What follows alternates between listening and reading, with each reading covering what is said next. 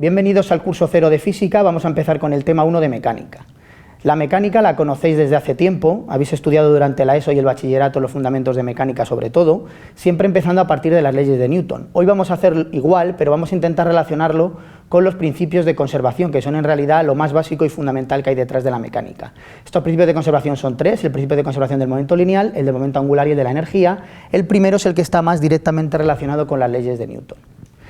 Vamos a comenzar por el principio de inercia, como habéis hecho normalmente en vuestros cursos, y también por razones históricas, ya que Galilei fue el primero que empezó a estudiar estos fenómenos físicos. Galileo puso en valor lo que es la experimentación, que hasta entonces no se consideraba tan relevante en el estudio de la ciencia. Así llegó a su primera ley, a la primera ley de Newton, a partir simplemente de experimentar con planos inclinados y con bolas muy bien frotadas y pulidas para evitar el rozamiento. Lo que Galileo hizo fue dejar caer una bola por un plano inclinado y comprobar cuánto ascendía a medida que iba cambiando la inclinación del segundo plano. Como seguramente sabéis por consideraciones energéticas, y veremos más adelante en el curso, siempre llega hasta la misma altura, si despreciamos el rozamiento, como él intentó evitar. Pero lo importante aquí ahora es que, fijaros, la bola siempre llega a la misma altura, pero lo interesante es que recorre distancias diferentes. Fijaros que aquí recorre esta distancia en su subida, sin embargo, en esta recorre una distancia mayor y en esta recorre una distancia todavía mayor para alcanzar la altura inicial. Es decir, Galileo se dio cuenta que cada vez que aumentaba la inclinación del plano, la bola recorría mayor distancia, y se preguntó, ¿qué pasaría si yo siguiera inclinando este plano hasta el punto de dejarlo totalmente sin inclinación? Y interpretó correctamente que esa bola seguiría andando y corriendo hasta el infinito. Es decir, Galileo se dio cuenta que no era necesario aplicar una fuerza continuamente para que estuviera avanzando la bola, en contra de la intuición habitual de que necesitamos siempre una fuerza en la dirección del movimiento. Eso es la primera ley de inercia, que él formuló de una forma más simple que la que conocéis ahora, que dice que si la fuerza neta que actúa sobre un cuerpo es nula, este mantiene su velocidad constante. ¿Sí? Pasamos ya a la segunda ley de Newton. Todos conocéis lo que es el momento lineal de un sistema, de una partícula, que se define como el producto de la masa por su velocidad. Bien, si yo tengo una partícula moviéndose, tiene por tanto un momento lineal, tiene masa, tiene velocidad. ¿Y qué ocurre si ese momento lineal cambia? Pues decimos que eso se debe a que ha habido una interacción, una fuerza que ha provocado ese cambio en el momento lineal de la partícula. Los objetos en el universo no tienen siempre movimiento rectilíneo, sus velocidades cambian, sus direcciones cambian, achacamos ese cambio a que ha actuado una fuerza sobre él. Así, por tanto, la fuerza, más que nada, la definición de fuerza es lo que es la segunda ley de Newton. La fuerza es aquella interacción, la causa que produce un cambio en el momento lineal de la partícula, un cambio del momento lineal durante un tiempo breve. Esta es la definición de la segunda ley de Newton, donde la fuerza, como sabéis, se mide en Newton.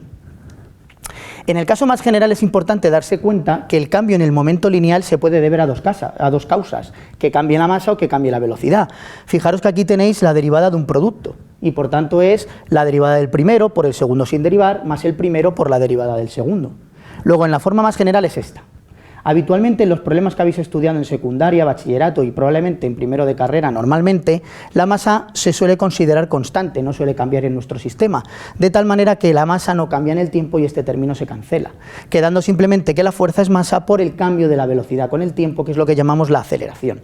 De esta manera, fuerza igual a masa por aceleración es la forma en la que habitualmente habéis trabajado con la segunda ley de Newton y seguiremos trabajando también con ella, pero hay que tener presente que esto solo es válido si la masa del sistema no cambia, si yo realmente puedo eliminar este término. Una vez vista la segunda ley de Newton, fijaros, podemos retomar la primera, como hacéis habitualmente en los libros, ¿no?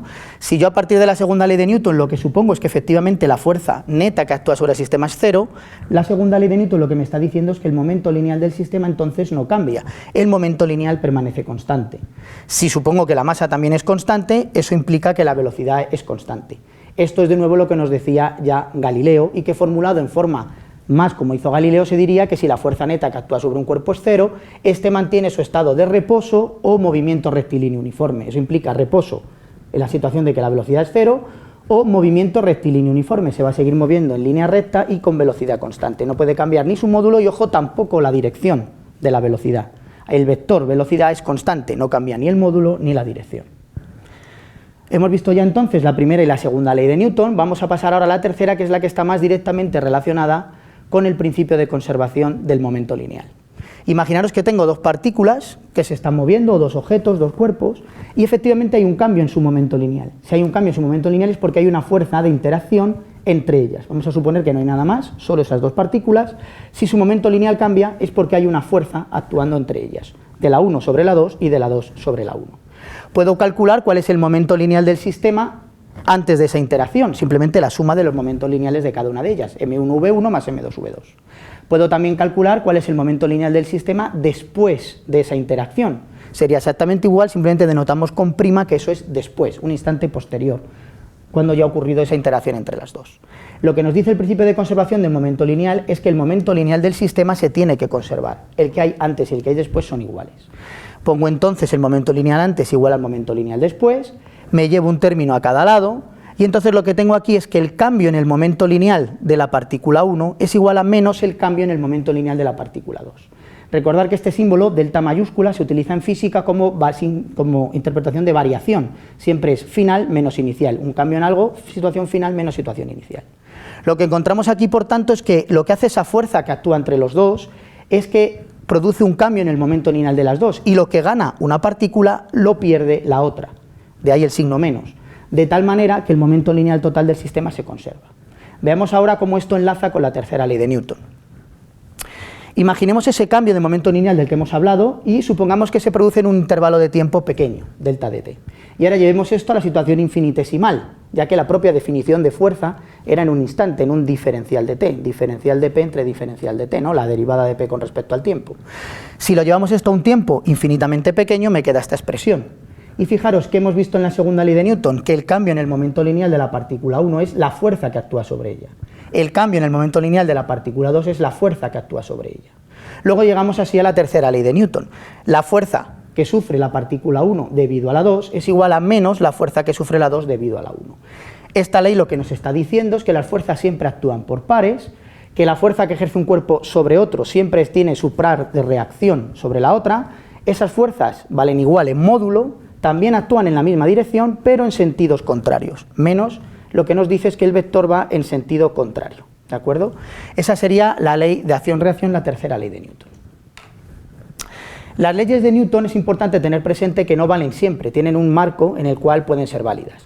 Lo primero, decir que la primera ley de Newton, que tal y como la hemos mostrado parece un poco simple, como una consecuencia de la segunda, es en realidad es importante, ya que la primera ley de Newton nos marca lo que se llama qué son los sistemas de referencia inerciales, que son aquellos observadores que se están moviendo con velocidad constante.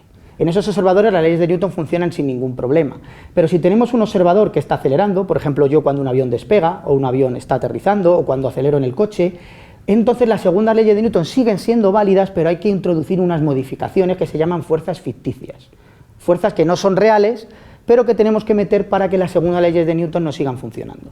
Esto no lo habéis estudiado probablemente en bachillerato, en la universidad, quizá en primero, dependiendo de los grados que curséis, puede ser que veáis algo de esto, aquí vamos a ver algún ejemplito, pero normalmente se trabaja siempre con sistemas de referencia inerciales y no hay que tener estas consideraciones tan presentes. En segundo lugar, las leyes de Newton no son válidas ya en el mundo microscópico, cuando vamos a estudiar ya átomos, moléculas, cosas muy pequeñas, hay que entrar en el mundo de la mecánica relativista, que se desarrolló en el siglo XX, y ahí ya las leyes de Newton no son válidas. Por último, tampoco son válidas si nos movemos a velocidades muy grandes, cercanas a la velocidad de la luz, donde ya hay que entrar en la mecánica relativista de Einstein, también desarrollada en el siglo XX. Entonces, teniendo en cuenta estas limitaciones, las leyes de Newton son bastante buenas, son bastante válidas, son válidas, podemos utilizarlas, y eso es lo que vamos a hacer en este curso, y lo que habéis hecho hasta ahora y lo que haréis en primero de grado, posiblemente. Bueno, hasta aquí lo que os quería contar hoy. Os dejo para el siguiente vídeo, eso sí, 4 cuestiones para que penséis. En el siguiente vídeo, todas relacionadas con la primera ley de Newton. En los siguientes vídeos vamos a ir estudiando diferentes aspectos de las leyes de Newton que ahora os he presentado y os voy a dejar cuestiones para pensar para el siguiente vídeo. Para el próximo, 4 cuestiones. Imaginaros, por ejemplo, que vais en un barco y subís al mástil y desde ahí dejáis caer un objeto. El barco, por supuesto, vamos a suponer que se está moviendo con velocidad constante todo el tiempo. La pregunta sería, ¿el saco cae a medida que el barco avanza en la propia vertical del mástil? Es decir, si yo voy dentro del barco, veo que el saco cae paralelo al mástil y llega al suelo, o bien, como el barco está avanzando, quizá el objeto se queda retrasado y cae más atrás. Bueno, esa es la primera cuestión que os quiero plantear para el próximo día. La segunda cuestión es similar. Imaginaros que tenemos 3 personas que van corriendo y el de delante lanza un objeto hacia arriba. Importante, lo lanza hacia arriba, ¿sí? La pregunta que os hago es abierta, es ¿a quién recogerá el objeto? ¿Lo recogerá el primero, el segundo, el tercero? ¿De qué variables puede depender eso? La tercera pregunta que os planteo va un poquito más allá. Imaginaros la rotación de la Tierra. en este sentido. Imaginaros un avión que parte del punto A y va hasta el punto B, un punto de la misma latitud, ¿de acuerdo? Y recorre esa distancia. Imaginaros que luego hace el recorrido de vuelta a la misma velocidad. Es decir, el recorrido es el mismo, del punto A al punto B, la vuelta es de B a la misma velocidad los dos. La pregunta es, ¿tarda lo mismo en ir de A a B que en ir de B a A? ¿O tarda menos en uno de los dos viajes? Teniendo presente la rotación de la Tierra. La última pregunta que os dejo abierta es la siguiente. Imaginaros que estoy subido en un globo, llevo un objeto en mi mano y el objeto lo dejo caer, ¿sí? La pregunta es, ¿de qué variables depende el tiempo que tarda el objeto en llegar al suelo? De nuevo es una pregunta abierta. Tenéis que imaginar qué variables pueden influir en el hecho del tiempo que tarda el objeto en llegar al suelo. En el siguiente vídeo analizaremos estas 4 preguntas para intentar entender de una forma más profunda la primera ley de inercia, que normalmente se le da muy poca relevancia y tiene bastante más de la que parece. Mucho ánimo, pensarlo bien y nos vemos en el siguiente vídeo.